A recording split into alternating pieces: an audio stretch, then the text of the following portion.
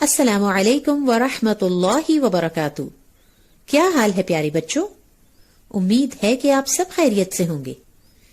پچھلے لیسن میں ہم نے یہ پڑھا تھا کہ قرآن پاک کو سمجھ کر پڑھنا کیوں ضروری ہے، اور آج ہم یہ سیکھیں گے کہ قرآن پاک کس طرح نازل کیا گیا، اس میں کون کون سے ٹاپکس پر بات کی گئی ہے، قرآن پاک کی صورتیں کتنی اقسام کی ہیں، قرآن پاک کو کب کتاب کی شکل میں جمع کیا گیا، اور اس طرح کی بہت سی باتیں۔ تو بچوں، سب سے پہلے میں آپ کو یہ بتاتی ہوں کہ قرآن بہت عظیم کتاب ہے، کیونکہ اس کائنات کی سب سے عظیم یعنی بڑی ہستی اللہ سبحانہ و تعالی ہے، اور قرآن اللہ کا کلام ہے، یعنی اللہ کی باتیں ہیں جو اللہ سبحانہ و تعالی نے ہم سے کی ہیں۔ بچوں، یہ تو آپ کو معلوم ہی ہے کہ اللہ تعالیٰ انسانوں سے ڈائریکٹ بات نہیں کرتے۔ اللہ تعالیٰ فرشتوں کے سردار حضرت جبرائیل علیہ السلام سے بات کرتے ہیں، اور وہ اللہ کا پیغام نبی تک پہنچاتے ہیں، اور نبی اللہ کے کلام کو انسانوں تک لے کر جاتے ہیں۔ اسی طریقے سے قرآن پاک بھی ہم تک پہنچا ہے۔ کیا آپ کو معلوم ہے کہ وہ کون سے دو نبی ہیں جنہوں نے اللہ سبحانہ و تعالیٰ سے ڈائریکٹ بات کی؟ جی، حضرت موسیٰ علیہ السلام اور ہمارے پیارے نبی حضرت محمد صلی اللہ علیہ وسلم۔ قرآن پاک ایک کتاب کی صورت میں نازل نہیں ہوا، بلکہ 23 سال یعنی 23 ایئرز میں آہستہ آہستہ ہمارے پیارے نبی حضرت محمد صلی اللہ علیہ وسلم کے دل مبارک پر نازل ہوا ہے۔ پیارے بچوں، کیا آپ کو معلوم ہے کہ قرآن پاک دراصل اللہ سبحانہ و تعالیٰ کے پاس لوح محفوظ میں ہے؟ اب آپ سوچیں گے کہ یہ لوح محفوظ کیا ہے؟ بچوں، لوح کا مطلب ہوتا ہے تختی یعنی ٹیبلٹ، اور محفوظ کا مطلب ہے سیکیورڈ یعنی جس کی حفاظت کی گئی ہو۔ لوح محفوظ ایک ایسی جگہ ہے جہاں تمام انسانوں کے بارے میں ہر بات لکھی ہوئی ہے۔ انسان کا پاسٹ، پریزنٹ، فیوچر، ہر بات موجود ہے۔ یہ اللہ تعالیٰ کا ایسا علم ہے جو اللہ سبحانہ و تعالیٰ ہمارے بارے میں پہلے سے جانتے ہیں۔ تو وہیں پر قرآن کریم کی اصل جلد بھی پریزروڈ ہے۔ جب اللہ سبحانہ و تعالیٰ نے قرآن کریم کو نازل کرنے کا ارادہ فرمایا تو رمضان کی ایک خاص رات لیلۃ القدر میں سارے کا سارا قرآن لوح محفوظ سے آسمان دنیا پر نازل کیا، اور اسی دن نبی اکرم صلی اللہ علیہ وسلم پر پہلی وحی بھی نازل ہوئی، اور پھر آسمان دنیا سے یعنی پہلے آسمان سے 23 ایئرز میں آہستہ آہستہ قرآن پاک ہمارے پیارے نبی حضرت محمد صلی اللہ علیہ وسلم پر نازل ہوتا رہا۔ حضرت جبرائیل علیہ السلام اللہ تعالیٰ کا جو پیغام لے کر نبی اکرم صلی اللہ علیہ وسلم کے پاس آتے اسے وحی کہتے ہیں۔ جب یہ وحی نبی صلی اللہ علیہ وسلم پر نازل ہوتی تو آپ صلی اللہ علیہ وسلم پر بہت سخت کیفیت گزرتی۔ آپ صلی اللہ علیہ وسلم ایک بھاری بوجھ محسوس کرتے، اور سخت سردی میں بھی نبی صلی اللہ علیہ وسلم کی پیشانی مبارک پسینے سے بھر جاتی۔ جب یہ کیفیت ختم ہوتی تو آپ صلی اللہ علیہ وسلم کو وحی کے الفاظ ذہن نشین ہو جاتے، یعنی زبانی یاد ہو جاتے۔ پھر آپ صلی اللہ علیہ وسلم کاتبین وحی میں سے کسی کو بلوا کر ان آیات کو لکھوا لیتے۔ بچوں، کاتب کہتے ہیں لکھنے والے کو، اور اسی کی جمع ہے کاتبین۔ کاتبین وحی کا مطلب ہے وہ صحابہ کرام جو لکھنا پڑھنا جانتے تھے اور قرآن کی ایک ایک آیت لکھا کرتے تھے۔ اچھا، یہ بتائیے کہ نبی صلی اللہ علیہ وسلم کے دور میں قرآن پاک کی آیات کس چیز پر لکھی جاتی تھی؟ کیونکہ اس دور میں کاغذ تو ہوتا نہیں تھا۔ جی، قرآن پاک کو لکڑی پر، ہڈی پر، درخت کی چھال اور چمڑے پر لکھا جاتا تھا، اور نبی صلی اللہ علیہ وسلم کی زندگی میں قرآن پاک اسی طرح موجود رہا۔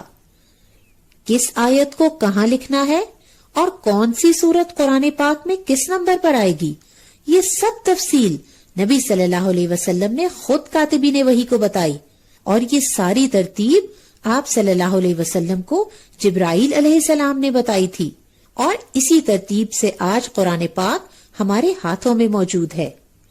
لیکن کیا آپ جانتے ہیں کہ قرآن پاک کو پہلی بار کتاب کی شکل میں کب جمع کیا گیا؟ حضرت ابو بکر صدیق رضی اللہ کے دور میں جنگ یمامہ میں 600 قرآن پاک کے حافظ شہید ہو گئے۔ اس وقت قرآن پاک کو جمع کر کے ایک کتاب کی شکل دی گئی، اور حضرت عثمان رضی اللہ کے دور میں اس کی آفیشیل کاپیز بنوا کر مختلف علاقوں میں بھجوا دی گئیں۔ بچوں، کیا آپ جانتے ہیں کہ قرآن پاک ایک ساتھ کتاب کی شکل میں نازل کیوں نہ کیا گیا؟ اس لیے کہ قرآن پاک میں 2 قسم کی آیات ہیں۔ ایک قسم تو وہ ہے جس میں اللہ سبحانہ و تعالی جو بھی سکھانا چاہتے نازل فرما دیتے، اور دوسری قسم وہ ہے جس میں صحابہ کرام کوئی سوال پوچھتے، یا بعض اوقات کفار کوئی سوال پوچھتے اور اس کے جواب میں وہی نازل ہو جاتی، یا کوئی خاص واقعہ پیش آتا جیسا کہ جنگ بدر یا جنگ احد، تو اللہ تعالیٰ اس کے بارے میں رہنمائی فرماتے۔ اس لیے قرآن پاک حالات کے مطابق تھوڑا تھوڑا کر کے نازل ہوا۔ بچوں، یہ تو آپ کو معلوم ہی ہوگا کہ قرآن پاک میں کل 114 سورتیں ہیں۔ ان میں سے کچھ سورتیں مکی ہیں اور کچھ مدنی۔ کیا آپ کو معلوم ہے کہ مکی اور مدنی سورت کسے کہتے ہیں؟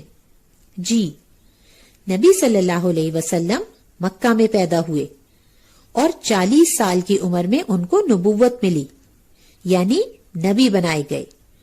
جب نبی اکرم صلی اللہ علیہ وسلم نے مکہ کے کافروں کو اسلام کی دعوت دی، یعنی اسلام کی طرف بلایا، تو کافروں نے نبی صلی اللہ علیہ وسلم کو اور جو لوگ مسلمان ہو گئے تھے انہیں بہت ستایا اور ظلم و ستم کیا۔ 13 سال تک ہمارے پیارے نبی حضرت محمد صلی اللہ علیہ وسلم یہ مشکلات برداشت کرتے رہے۔ پھر اللہ سبحانہ و تعالی نے انہیں مدینہ کی طرف ہجرت کرنے کا حکم دیا۔ تو ان 13 سالوں میں قرآن کی جو بھی صورتیں نازل ہوئیں انہیں مکی صورتیں کہتے ہیں، یعنی وہ صورتیں جو ہجرت سے پہلے نازل ہوئیں مکی صورتیں کہلاتی ہیں، اور جو صورتیں ہجرت کے بعد نازل ہوئیں انہیں مدنی صورتیں کہتے ہیں، چاہے اس دوران نبی صلی اللہ علیہ وسلم کسی بھی علاقے میں ہوں، چاہے طائف یا مکہ ہی میں کیوں نہ ہوں، لیکن ہجرت کے بعد نازل ہونے والی تمام صورتیں مدنی صورتیں کہلاتی ہیں۔ بچوں، لفظ قرآن کا مطلب معلوم ہے آپ کو؟ لفظ قرآن قرأ سے نکلا ہے، اور قرأ کے 2 مطلب ہیں۔ اس کا ایک مطلب ہے پڑھنا اور دوسرا مطلب ہے جمع کرنا۔ تو قرآن پاک بہت پڑھی جانے والی کتاب ہے، اس میں بہت سی خبریں جمع کر دی گئی ہیں اور بہت سے ٹاپکس پر بات کی گئی ہے۔ قرآن پاک میں بے شمار انبیاء کے واقعات ہیں، جنت اور دوزخ کی باتیں ہیں، اس کائنات کے بہت سے سائنٹیفک فیکٹس ہیں جو انسان آہستہ آہستہ جان رہا ہے، اور قیامت تک کے حالات ہیں۔ ہر دور کے لوگ قرآن پاک سے ہدایت حاصل کرتے رہے ہیں، اور قیامت تک کی سلسلہ جاری رہے گا، کیونکہ ہر نبی ایک خاص وقت اور ایک خاص قوم کے لیے بھیجے جاتے ہیں، لیکن نبی اکرم صلی اللہ علیہ وسلم آخری نبی تھے، اور آپ کے بعد کسی نبی نے نہیں آنا۔ آپ صلی اللہ علیہ وسلم کی نبوت قیامت تک کے لیے ہے، اور قیامت تک کے لوگوں نے قرآن کے ذریعے ہدایت حاصل کرنی ہے۔ قرآن پاک میں پچھلے دور کے بہت سے قصے ہیں اور بہت سے لوگوں کا ذکر ہے۔ اللہ تعالیٰ نے پچھلے زمانے کے واقعات ہمیں کیوں سنائے ہیں؟ اس لیے تاکہ ہم ان سے سبق حاصل کریں، اور ہم صرف وہی کام کریں جو اللہ کو راضی کرنے والے ہیں۔ بچوں، یہ تو آپ کو معلوم ہے نا کہ نبیوں کو اللہ سبحانہ و تعالیٰ کی طرف سے معجزات یعنی میریکلز دیے جاتے ہیں، اور ہر نبی کو ایسا معجزہ ملتا ہے جس سے ان کی قوم حیران رہ جاتی ہے، اور بعض اوقات وہ معجزہ ایسے کام سے متعلق ہوتا ہے جس میں وہ قوم ماہر یعنی ایکسپرٹ ہوتی ہے، جیسا کہ حضرت موسیٰ علیہ السلام کے دور میں جادو کا بہت چرچا تھا۔ تو اللہ تعالیٰ نے موسیٰ علیہ السلام کو ایسی لاٹھی عطا کی جو اژدہا بن جاتی، اسے دیکھ کر جادوگر بھی مسلمان ہو گئے تھے، کیونکہ وہ جانتے تھے کہ یہ کام جادو سے ممکن ہی نہیں ہے، یہ تو صرف اللہ سبحانہ و تعالیٰ کی مدد سے کیا جا سکتا ہے۔ اسی طرح عیسیٰ علیہ السلام کے دور میں لوگ ایکسپرٹ ڈاکٹرز تھے، لیکن کبھی کسی نے یہ نہیں دیکھا کہ کوئی ڈاکٹر کسی مردے کو زندہ کر سکے۔ لیکن عیسیٰ علیہ السلام کو اللہ تعالیٰ نے یہ معجزہ عطا کیا کہ وہ مردوں کو زندہ کر دیتے۔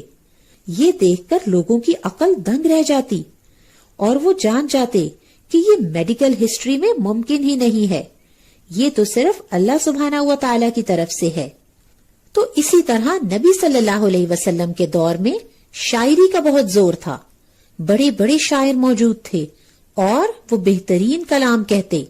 اللہ سبحانہ و تعالیٰ نے نبی اکرم صلی اللہ علیہ وسلم کو قرآن عطا کیا۔ جب کافروں نے یہ قرآن سنا تو وہ حیران رہ گئے۔ اس قرآن میں اس قدر خوبصورتی اور ردم ہے کہ جو بھی سچے دل سے قرآن کو سنتا ہے وہ ایمان لے آتا ہے۔ جب قرآن پاک کی سب سے چھوٹی سورت سورہ الکوثر نازل ہوئی تو نبی اکرم صلی اللہ علیہ وسلم نے اسے لکھوا کر کعبہ میں لٹکا دیا۔ کہا جاتا ہے کہ اس دور کا سب سے بڑا شاعر لبید تھا۔ جب اس نے یہ سورت پڑھی، اِنَّا أَعْطَيْنَاكَ الْكَوْثَرَ فَصَلِّ لِرَبِّكَ وَانْحَرْ إِنَّ شَانِئَكَ هُوَ الْأَبْتَرُ، تو اس نے لکھا ما هذا کلام البشر، کہ یہ کسی انسان کا کلام نہیں ہے۔ پیاری بچوں، جب ہم قرآن کو سمجھ کر پڑھیں گے تو ہمیں معلوم ہوگا کہ یہ کتنا خوبصورت کلام ہے۔ بچوں، آپ کے اسکول بیگ میں کتنی ڈھیر ساری کتابیں ہوتی ہیں اور ہر سال آپ نئی بکس پڑھتے ہیں، سمجھتے ہیں اور یاد کرتے ہیں، لیکن اتنی ساری بکس پڑھنے کے ساتھ اگر ہم نے اللہ کی بھیجی ہوئی بک کو نہ سمجھا تو یہ کتنے نقصان کی بات ہوگی۔ آپ جانتے ہیں نا کہ یہ کتاب کس نے بھیجی ہے؟ کائنات کی سب سے عظیم ہستی اللہ سبحانہ و تعالیٰ نے۔ اسے کون لایا ہے؟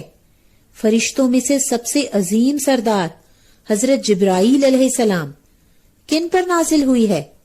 انسانوں میں سے سب سے عظیم انسان اور نبیوں میں سب سے بڑا مقام رکھنے والے ہمارے پیارے نبی حضرت محمد صلی اللہ علیہ وسلم پر۔ کس شہر میں نازل ہوئی؟ مکہ مکرمہ میں، جو بابرکت شہر ہے۔ کس مہینے میں نازل ہوئی؟ رمضان میں۔ کس رات میں نازل ہوئی؟ لیلۃ القدر میں، وہ رات جو 1000 مہینوں سے بہتر ہے۔ تو جب اس کتاب سے متعلق ہر چیز اتنی بابرکت اور عظیم ہے تو اس کتاب کو پڑھنے اور سمجھنے والے لوگ بھی تو اللہ کو پسند ہوں گے۔ نبی اکرم صلی اللہ علیہ وسلم نے فرمایا، خیرکم من تعلم القرآن وعلمہ، تم میں سے بہتر وہ شخص ہے جو قرآن سیکھے اور سکھائے۔ اسے بخاری نے روایت کیا ہے۔ بچوں، قرآن پاک صرف نالج اکٹھا کرنے کی کتاب نہیں ہے، بلکہ یہ عمل کرنے کی کتاب ہے۔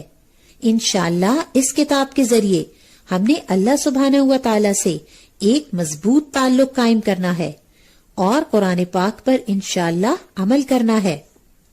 آئیے بچوں، ایک کوئک ریویو کرتے ہیں کہ آج ہم نے کیا سیکھا اور کچھ کوسچنز کو آنسر کرتے ہیں تاکہ یہ باتیں آپ کو میمورائز ہو جائیں۔